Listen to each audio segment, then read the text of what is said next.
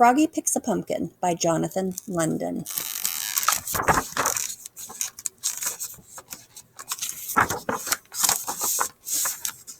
Ooh, it looks like they're on a field trip. And here's our farmer saying, "Welcome, pickers." At school, Froggy read a poster. "Don't forget, trip to the pumpkin patch tomorrow. Pumpkin picking contest." The next morning, Froggy woke up and looked out the window. A beautiful pumpkin moon was setting and colorful leaves were falling. "Leaves, leaves," cried Froggy. "I want to go out and play in the—" Oops! He fell out of bed. Thump. "Froggy," called his mother. "What?" "Stop jumping on your bed, dear. Today is your field trip."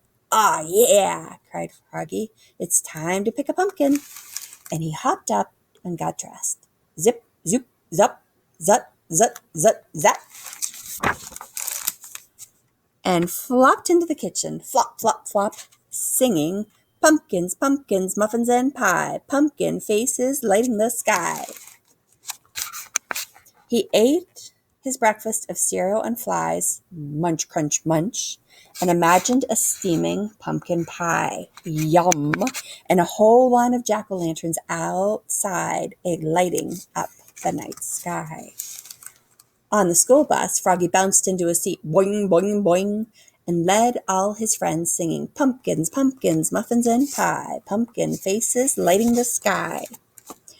When they got to the pumpkin patch, he jumped off the bus, flop, flop, flop, and sang, "I'm going to pick a pumpkin, I'm going to pick a pumpkin." "Froggy," called his teacher, Miss Witherspoon. "What?" "Wait, dear. We're going to have a pumpkin picking contest for the biggest, smallest, prettiest, ugliest, and best all-around pumpkin." "Yippee!" cried Froggy, and he took off again, flop, flop, flop, and tripped over a pumpkin, flew through the air, and knocked into another pumpkin. Bonk! Max bounced over 3 small pumpkins and tried to pick up a huge one. It didn't budge. Ugh! Travis said, "Step aside," and lifted it up.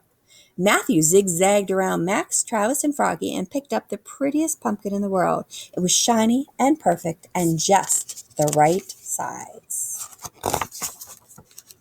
Froggalina twirled and danced through the pumpkin patch and then squatted down and said, "Hello, my sweet," and picked up a very small, very dark orange pumpkin and kissed it. Froggy hopped up onto a gigantic pumpkin and looked all around like a pirate on the bow of a ship and shouted, "Ahoy there!" And he leapfrogged over Froggalina, he leapfrogged over Max, he leapfrogged over Matthew, flop, flop, splot, and fell smack across a really big pumpkin. He stood up and said, "This is the one." He tried to pick it up.